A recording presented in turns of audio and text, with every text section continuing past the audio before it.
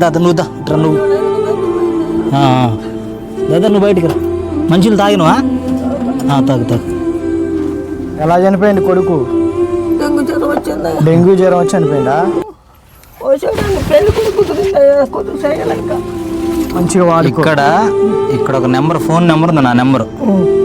ఇది అయిపోయిన తర్వాత నువ్వు ఎవరితోనైనా సరే ఒకసారి నాకు ఫోన్ చేయించు, ఓకేనా? అయిపోతే నాకు ఒక 2 రోజులు ముందే నాకు ఫోన్ చెప్పి, నువ్వు బయటికి వెళ్ళిన అవసరం లే. నీకు ఎన్ని రోజులు వచ్చినా సరే మంచిగా తిని మాకు ఫోన్ చేస్తే మళ్ళీ పట్టుకొచ్చి నీకు సరుకులు ఇస్తాం మేము, ఓకేనా? నీ దగ్గర పెట్టుకొని అయిపోయే ముందు 2 రోజుల ముందే మాకు ఒకసారి ఫోన్ చేయించు. ఫోన్ చేస్తే మళ్ళీ నీకు బియ్యం సరుకులు అన్నీ తెచ్చిస్తాం, ఓకేనా? పింఛన్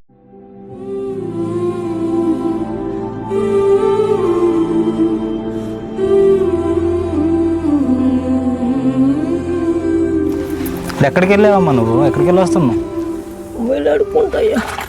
అడుక్కుంటావా? ఇప్పుడు నీకు ఇట్లా నువ్వు ఇక నుంచి అడుక్కోవద్దు. నీకు మేము ఇక సరుకులు మన వాళ్ళు ఉన్నారు, ఇంతకుముందు ఒకసారి ఇచ్చాం కదా నీకు మేము. పోయిన సంవత్సరం ఇచ్చిన మళ్ళీ వచ్చిన నీ దగ్గరకు మేము వస్తే నువ్వు మాకు ఉండట్లేదు కదా.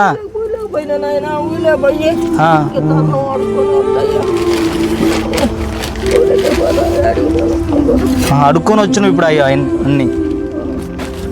నీకు ఎట్లుంటుందమ్మా ఆరోగ్యం? ఆరోగ్యం మంచిగా ఉండదయ్యా,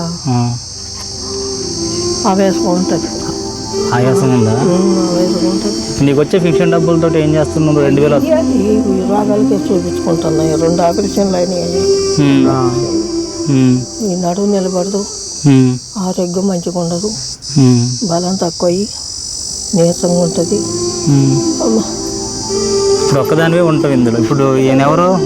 నా కొడుకు. ఈయన ఎప్పుడు చనిపోయాడు? ఇప్పుడు 10 సంవత్సరాలు స్వామి. 2009లో చనిపోయాడు. అప్పటి నుంచి ఒక్కదానే ఉంటున్నావు ఇక్కడ? ఒక్కదాన్నే ఉంటున్నాను. మా ఆయన చనిపోయి 5 సంవత్సరాలు అవుతుంది. ఒక్కదాన్నే ఉంటున్నా. సరే, ఇక నుంచి అయితే నువ్వు ఈ పని చెయ్యి. నువ్వేంటంటే భిక్షాటనికి వెళ్ళకు, ఓకేనా? నువ్వు ఎప్పుడు అయిపోతే అప్పుడు మాకు చెప్పండి. నీకు బియ్యం అయిపోతే బియ్యం తెస్తాం, సరుకులు అయిపోయి సరుకులు తెస్తాం. ఒకవేళ మేము రాలేకపోయినా ఎవరో ఒకళ్ళు వచ్చేయని సరే నీకు అందేలాగా మేము చేస్తాం, సరేనా? ఏం బాధపడకు. నువ్వు వచ్చి ఉన్న వరకు శుభ్రంగా తింటే నీకు ఆరోగ్యంగా ఉంటుంది, సరేనా?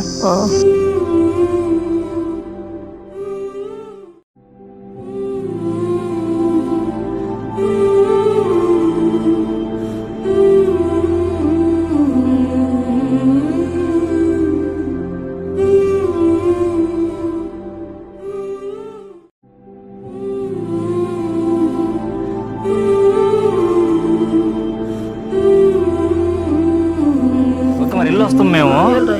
అర్థమైందిగా మేము చెప్పింది అయితే నీకు.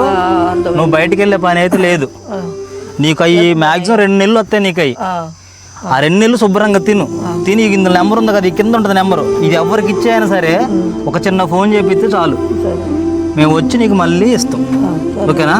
సరే, ఇల్లు వస్తాం మరి, జాగ్రత్త. ఓకే. ఇప్పుడు నువ్వు బయటికి వెళ్తే ఏమైందంటే ఈ తిరిగి మళ్ళీ నీకు ఆయాసం ఎన్ని ఎక్కువ అవుతాయి అమ్మా. మా బాధ ఏంటంటే నీకు అనారోగ్యం ఉంటుంది కాబట్టి నువ్వు ఎక్కువ తిరక్కు.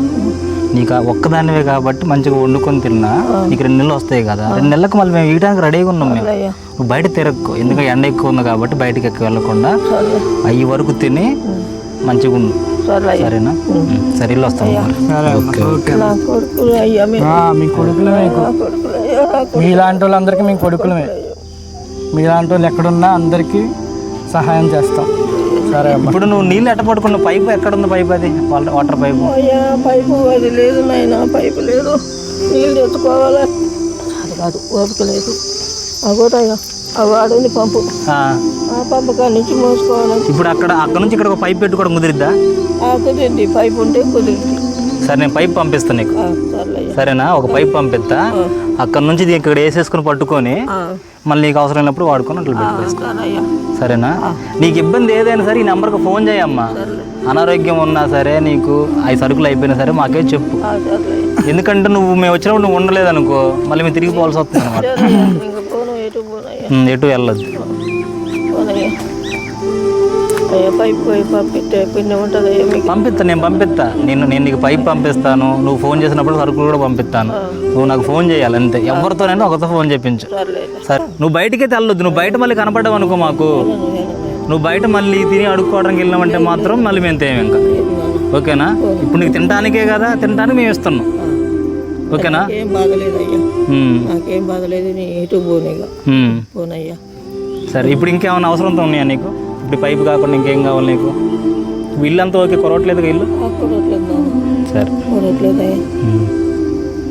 సరే, ఇల్లు వస్తుంది మరి. పైపు నేను ఇస్తాను నీకు 2-3 రోజులలో పైపు వచ్చింది. సరేనా? సరే.